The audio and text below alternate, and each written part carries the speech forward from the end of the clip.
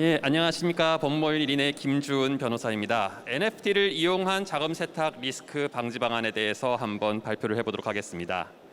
저는 2017년 1월부터 2020년 말 작년 말까지 K뱅크의 준법감시인 겸 자금 세탁 보고 책임자로 근무를 했고요. K뱅크가 업비트의 실명 확인 입출금 계정 서비스를 제공하는 데 있어서 주도적인 역할을 담당하면서 감독 당국에 많이 불려가서 많이 혼나기도 한 사람입니다. 현재는 법무법인 1인의 암호화폐팀 파트너 변호사로 근무하고 있고요. 비블록 거래소라든지 아니면 후오비 거래소 이런 곳에 AML 컨설팅을 서비스를 제공하면서 지금 두 거래소 다 성공적으로 신고서 수리 절차가 진행되고 있는 것으로 알고 있습니다.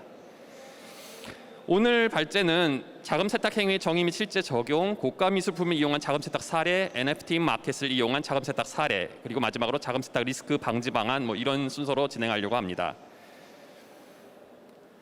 자금 세탁 행위의 정의 및 실제 적용입니다. 특근법 제2조 5호에는 자금 세탁 행위를 세 가지로 정의하고 있습니다. 감옥의 범죄 수익 등의 은닉 및 가장 행위, 남옥의 마약류 범죄 관련 불법 수익 등의 은닉 및 가장 행위, 그리고 3번이 탈세 행위입니다.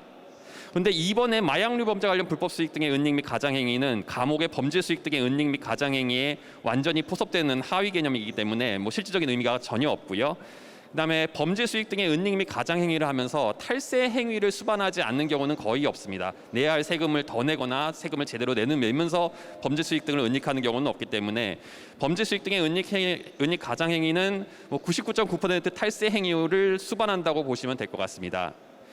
결국 탈세 행위는 모두 자금 세탁 행위이고 자금 세탁 행위의 99.9%는 탈세 행위를 수반하기 때문에 결국 자금 세탁 행위는 탈세 행위와 거의 동일하다 이렇게 이해하시면 될 텐데, 또 탈세 행위는 또 가장 쉽게 이해하실 수 있는 게 부모님이 자식에게 어떻게 보면 자녀들에게 증여세를 탈세하는 행위가 가장 대표적인 탈세 행위니까 결국 증여세 탈세에 쉽게 이용될 수 있는 서비스나 금융거래는 자금 세탁 리스크가 높은 것이고, 증여세 탈세에 이용되기 쉽지 않다 이렇게 보이는 서비스나 금융 상품은 자금 세탁 리스크가 낮다 이렇게 생각하시면 될 것으로 저는 생각합니다.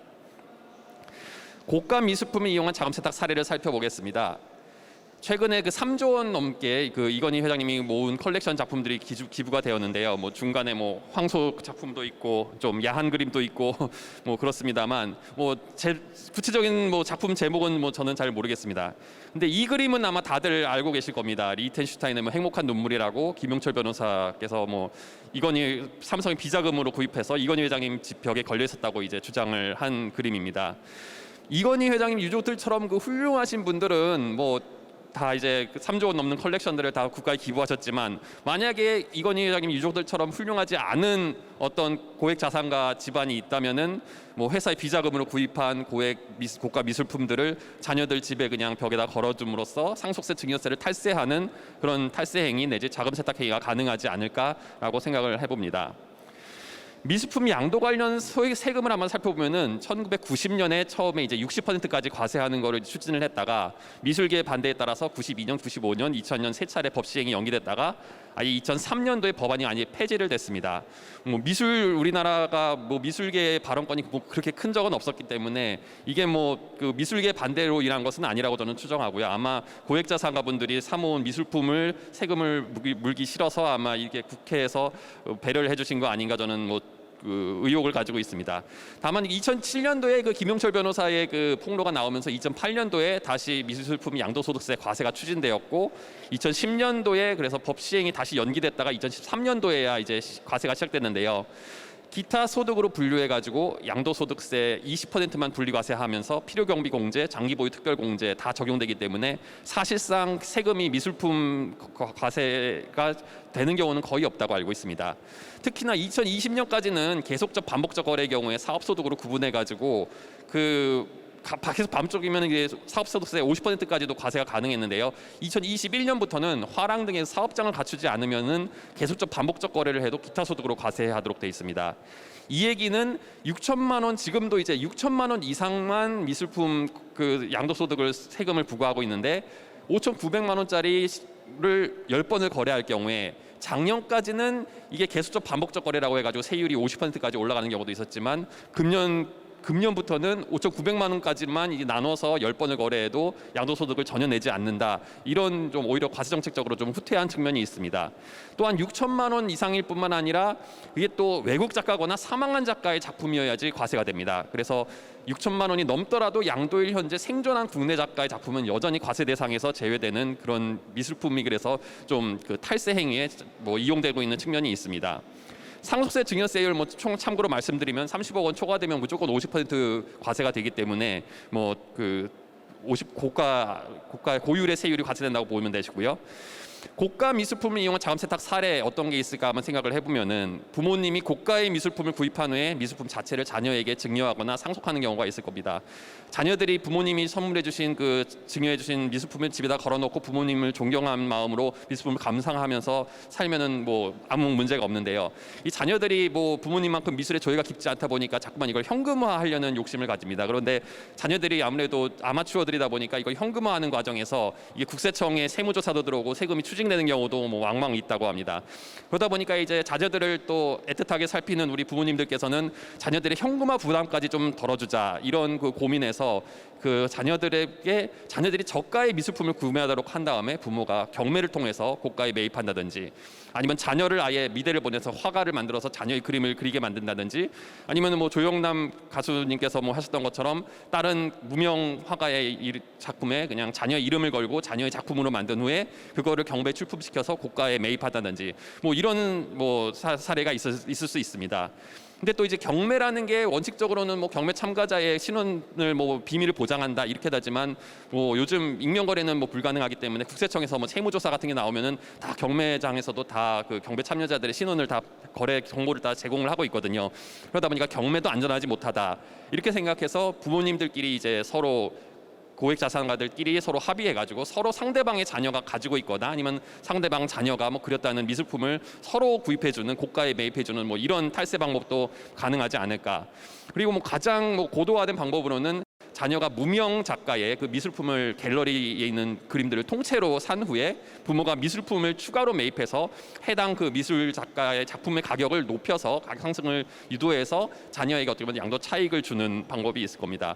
이게 뭐 생존한 작가일 경우에 양도 차익이 그 세금이 안 발생하기 때문에 굉장히 유리한데 이게 또 작가가 부지런하면 안 됩니다. 작가가 다작을 하게 되면은 오히려 우리 자녀들이 도는 돈보다 미술 작가가 버는 돈이 더 많기 때문에 조금 불성실하고 또 이렇게 고유의 뭐 호흡으로 그림을 그린다고 되게 화가들은 말하는데 이제 그림을 많이 안 그리는 그런 불성실한 작가가 어떻게 보면은 뭐 이런 고가 미술품 이용한 자금 세탁 사례에서는 뭐 훌륭한 작가라고 아마 평가를 받을 겁니다. NFT 마켓에도 이런 고가 미술품 관련된 자금 세탁이 있지 않을까 저는 생각을 합니다. 그 NFT가 가상 자산이냐 여부에 대해서는 뭐 논란의 여지가 아직도 진행 중인데요. 그 FATF라고 국제 자금 세탁 기구에서 그 가상 자산 가이던스를 발표하면서 처음에는 펀저블 해야 된다. 대체 가능해야지만 가상 자산이다. 이렇게 정의를 했었습니다. 그 이유는 아마 처음에는 이게 가상 자산이 암호화폐, 가상 통화, 가상 화폐 이렇게 화폐랑 연결이 되어 있기 때문에 화폐는 펀저블 대체 불가능하면 안 되고 대체 가능해야 한다 뭐 이런 그 측면에서 펀저블한 것을 이제 정의로 했는데 NFT라고 해서 non 펀저블 토큰이 이제 발행되면서 그럼 가상자산이 명백하게 아니지 않느냐라는 그 챌린지를 이제 극복하지 못하다 보니까 아예 정의 자체를 바꿨습니다. 그래서 현재는 그 2012년 2월 개정된 VA 가이드라인, 가상자산 가이드라인에서는 그 펀저블이 삭제되고 컨버터블 인터체인저블로 이제 바뀌었습니다.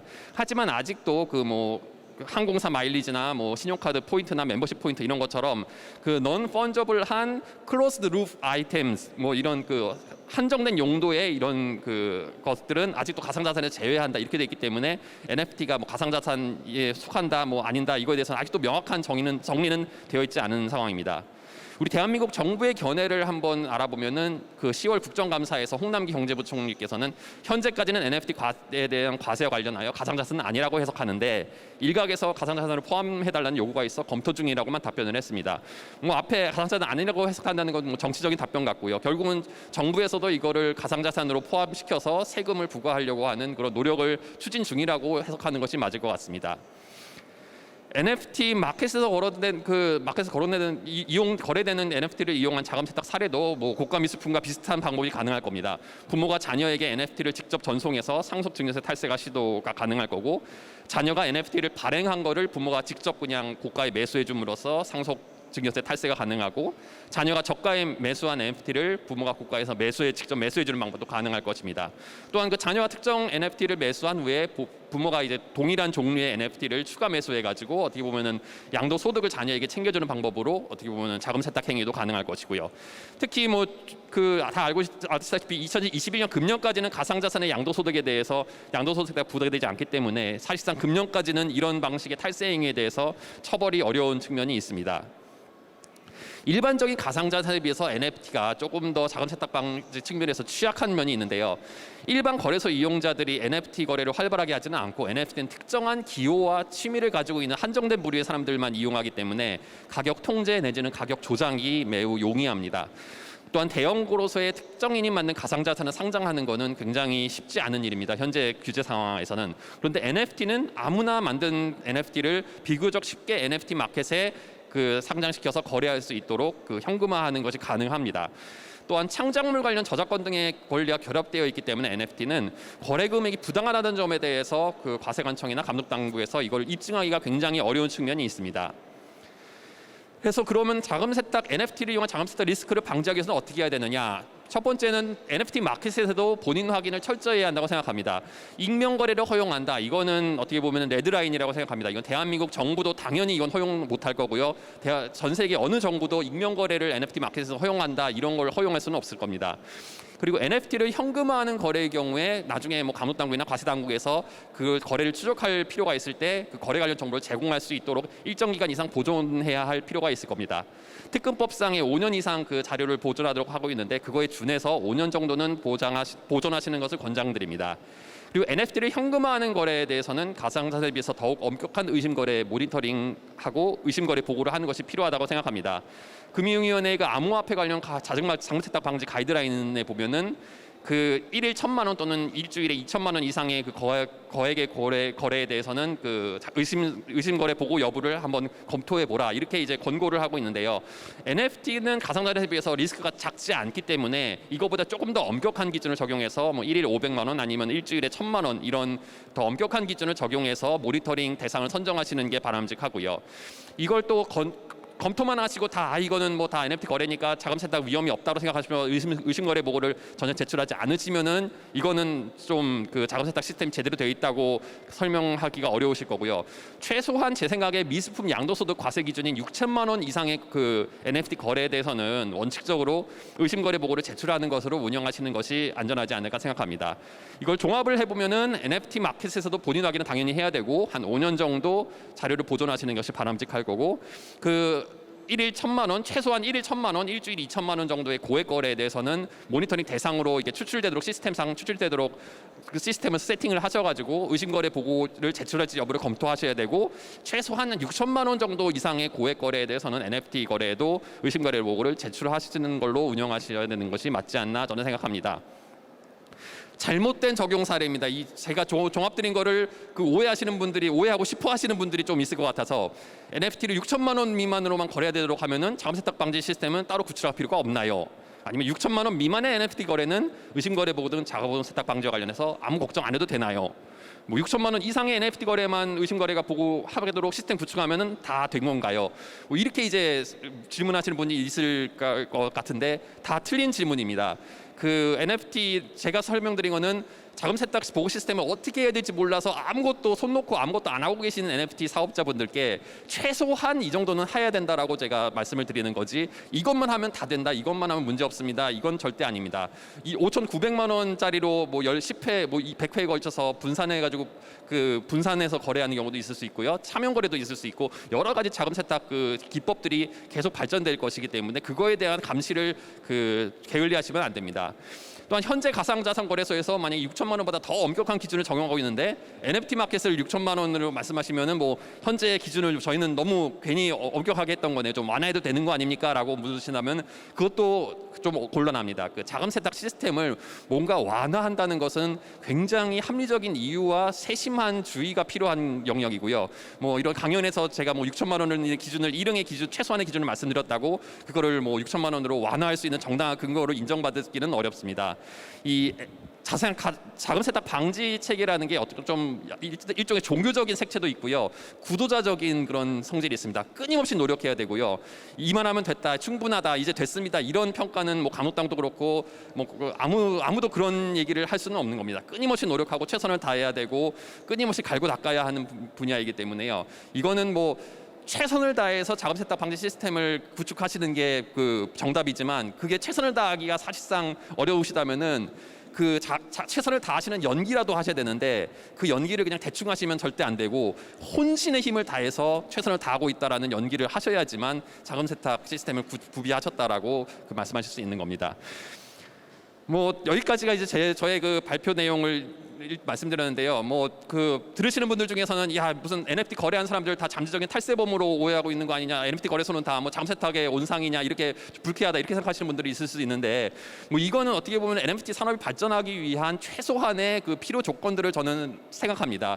그 감독 당국이나 뭐 정부 당국자들 중에서는 아직 여러분들처럼 이 신산업에 대한 이해도가 떨어지기 때문에 뭐 가상자산 거래소도 뭐 도박 개장죄로 처벌해야 된다는 분도 계시고, 아니면은 뭐 이 원화마켓의 자유경쟁 체제를 완전히 붕괴시켜 놓고서도 뭐 우리는 연착륙 잘했다 뭐 이렇게 뿌듯하게 생각하시는 분들도 있기 때문에 이런 어떻게 보면은 그 잘 모르고 그냥 중앙집권화된 권력을 휘두르시는 분들에게 공격의 빌미를 주지 않기 위해서 어떻게 보면 우리의 최소한의 방어를 위해서 이런 최소한의 자금 세탁 시스템을 갖춰놓고 NFT 그 비즈니스를 영위하시는 것이 맞지 않나 생각합니다.